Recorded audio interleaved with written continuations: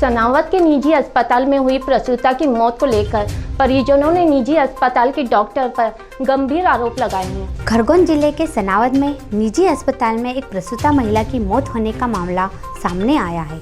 यहाँ के निजी अस्पताल में भोगावा निवासी नरेंद्र बिरला की पत्नी दीपिका को प्रसूति के लिए भर्ती कराया गया था। अस्पताल में भर्ती महिला दीपिका की अचानक तबीयत बिगड़ने लगी और झटके आना शुरू हो गए। उसके बाद महिला ने दम तोड़ दिया। महिला के परिजनों ने अस्पताल की महिला चिकित्सक संगीता बागे पर इलाज में लापरवाही बरतने के गंभीर आरोप लगाए हैं। वहीं चिकित्सक संगीता बागे लापरवाही जैसे आरोपों को नकार रही है। मामले की जानकारी जिला मुख्य चिकित्सा एवं स्वास्थ्य अधिकारी रजनी डावर को मिलने पर उन्होंने जांच कर उचित कार्यवाही किए जाने की बात कही है। मैं गया था सुबह 6:10 को।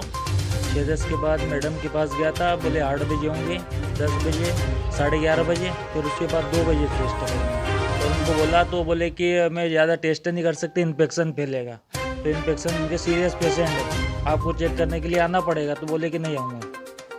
तो इस बीच में उनको झटके चालू हो गए और ब्लड प्रेशर हाई होने के कारण जान चली गई। अब उनको पता है कि टेस्ट करने के लिए तो नर्सों को स्टाफ को भेज रहे थे और नर्स 2 आ रहे थे तो वो भी चिल्ला रहे थे।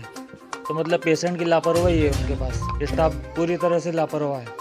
मैडम की जानकारी के अनुसार वो बोल रहे थे कि काम करूंगी पर 2 बजे के बाद में, उससे पहले नहीं करूंगी। मैडम है नहीं, तो वो मैडम एक ही है सनावद में अवेलेबल, वो आएंगे जब भी होगा।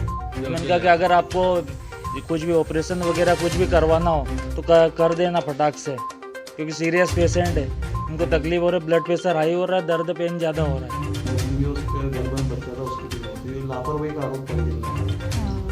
ऐसा हुआ था कल सुबह पेशेंट 6:30 बजे हमारे हॉस्पिटल होली क्रॉस हॉस्पिटल में एडमिट हुई थी। पहला बच्चा था। मरीज को प्रसव पीड़ा शुरू हुई थी। मेरे द्वारा मरीज को 7:30 बजे देखा गया। जांच करके मैंने ये पाया कि नॉर्मल प्रसव कराया जा सकता है, जिसके लिए मैंने उसको कुछ दवाइयाँ दी और ये समझाया कि 2 बजे तक इन दवाइयों का असर पूरा होगा, जब मैं रिपीट चेक करके बताऊँगी आगे नॉर्मल के लिए अपने को ट्राई करना है या सीजर पे जाना है।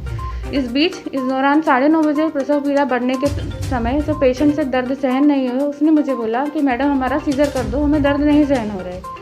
जब अटेंडेंट से पूछा गया कि आप रेडी हैं सीजर के लिए, आप साइन कर दो, तो बोले नहीं, इस अस्पताल में तो सिर्फ सीजर होते हैं, मुझे यहाँ सीजर नहीं कराना, मुझे अपने पेशेंट को यहाँ से लेकर दूसरे अस्पताल में जाना है, दूसरी मैडम से मैं सीजर करवाना चाहता हूँ। हमने उनको बोल दिया कि आप ले जा सकते हैं। पेशेंट ने पेमेंट वापस ले लिया, एडमिशन वापस ले लिया, पर पेशेंट यहाँ से गया भी नहीं, ऑब्जर्वेशन के तौर पे यहाँ पे रुक गया। पेशेंट को प्रसव पीड़ा थी तो हमने कहा ठीक है रुक जाने देते हैं। फिर जब मैं ओपीडी के समय पे यहाँ 11 बजे पहुँची तो मुझे पता चला पेशेंट अभी तक नहीं गया है, यहीं अस्पताल में रुका हुआ है। अटेंडेंट ने मुझे आके पूछा कि मैडम क्या स्थिति है। मैंने बोला सीजर की आपकी तरफ से बात आई थी, पेशेंट को प्रसव पीड़ा सहन नहीं हो रही तो हम सीजर कर सकते हैं, तकलीफ ज़्यादा है तो उस समय भी रेडी नहीं थे ऑपरेशन के लिए। इस बीच में उन्होंने ये भी बता दिया कि बेहोशी वाली मैडम हमारे सनावद में एक ही हैं, अगर समय पे आप नहीं बता पाएंगे तो मैडम कहीं और केस में चली गई तो हम नहीं ले पाएंगे तुरंत के तुरंत। तो वो बोले हम सोच के बताते हैं।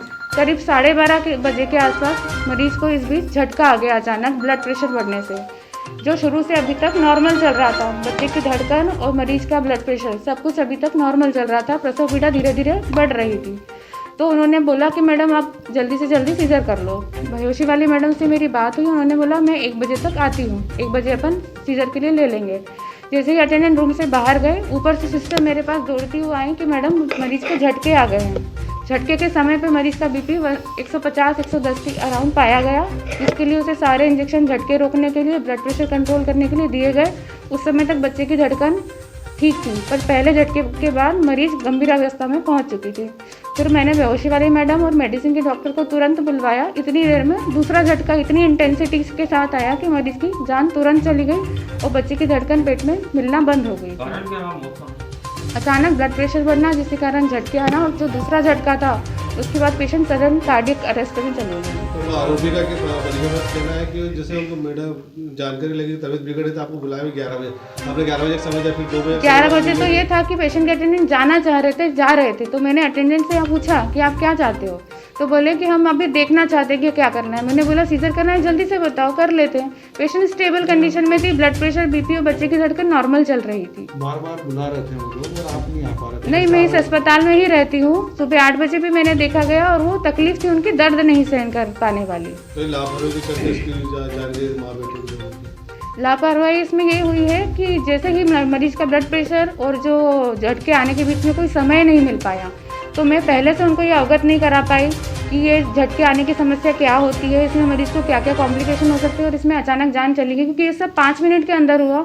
मैं उनको पहले से ये सब कुछ नहीं बता पाई, क्योंकि ऐसी कोई कंडीशन पहले से नहीं थी।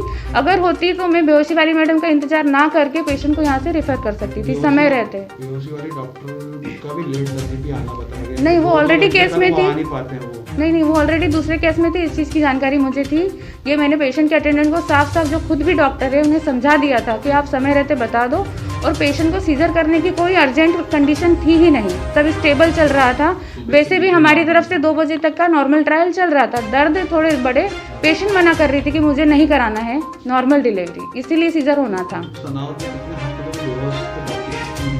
बेहोशी के डॉक्टर अभी की सिचुएशन में आज की तारीख में एक ही हैं और वो सारे ही हॉस्पिटल में कवर करते हैं। बस वो ये होता है कि हॉस्पिटल वाले इमरजेंसी में उनको पहले बुला लेते हैं। दूसरा कोई केस जो डिले कर सकते हैं, जो इलेक्टिव केस होता है, वो बाद में हो सकता है। ऐसा कई बार हो जाता है, लेकिन जल्दी से जल्दी मैडम आने की पूरी कोशिश करती हैं। और मैडम हमारे यहाँ आ भी गई थी झटका आते ही। ये झटका अचानक आया, अगर पहले से कुछ भी पता होता तो हम पेशेंट को रखते नहीं, रेफर कर देते। कभी ऐसा नहीं हो पाया मैडम, हो सकता है, लेकिन हम पहले उनसे, कभी भी पेशेंट एडमिट होता है तो सबसे पहले हम पेशेंट को एडमिशन से पहले मैडम से बात करते हैं कि आप अवेलेबल हैं तो हम पेशेंट को रखेंगे, नहीं तो हम उसको रेफ़र कर सकते हैं या जहाँ मैडम जिस हॉस्पिटल में वहाँ भेज सकते हैं जहाँ वो तुरंत ऑपरेट हो सके। बिल्कुल, जैसे कि आपके द्वारा बताया गया है कि प्राइवेट हॉस्पिटल में जो डेथ हुई है और बच्चे की भी डेथ हुई है, उसकी बिल्कुल हम जांच करवाएंगे, उसके बाद ही हम इसको और बिल्कुल कार्रवाई की जाएगी।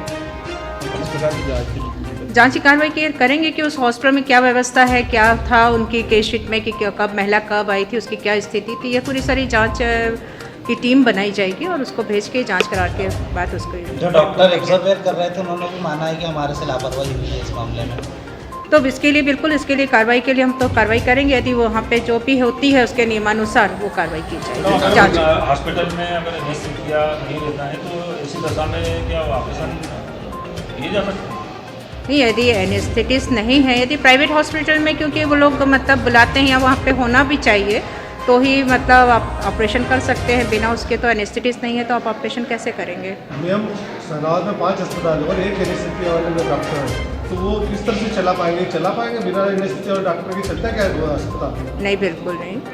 ओटी के लिए परमिशन रहती है इस तरीके की, जिसमें का पूरे हॉस्पिटल के लिए परमिशन, जब डॉक्टर्स के वो लोग नाम भेजते हैं, यदि ऐसा कुछ है तो हम उसको बिल्कुल दिखवा लिया जाएगा कि यहाँ पे पूरी स्थिति है, बिल्कुल कार्रवाई की जाएगी। यदि वो है उसका तो रजिस्ट्रेशन कैंसिल कर दिया जाएगा। मैडम, जिला स्तर पर कोई ऐसी कार्रवाई जब मीडिया उठाता है इस बात को जब भी समझ में आती है, पहले क्यों नहीं समझ में आती? नहीं, क्योंकि इसकी जानकारी जैसे ही मिलती है तो कार्रवाई होती है, ऐसा नहीं है कि नहीं होती है। जिला स्तर पर आपकी तरफ से कोई मॉनिटरिंग नहीं होती है जिले में? बिल्कुल होती है, मॉनिटरिंग हॉस्पिटल्स की होती है। क्योंकि अभी मेरे पास आज, क्योंकि हमारी जो व्यस्तता थी अभी, जैसे कि आप जान रहे हैं कि वैक्सीनेशन हो रहा है और उसकी तैयारी में लगे हुए हैं, और हो सकता है यदि बीमो ने फ़ोन करा हो तो मुझे नहीं मालूम पड़ पाया। हम आपसे उम्मीद करें कि अब कार्रवाई होगी। बिल्कुल होगी, जरूर। जिला स्तर से ही कमेटी बनाई जाएगी, टीम बनाई जाएगी और उसकी जांच की जाएगी।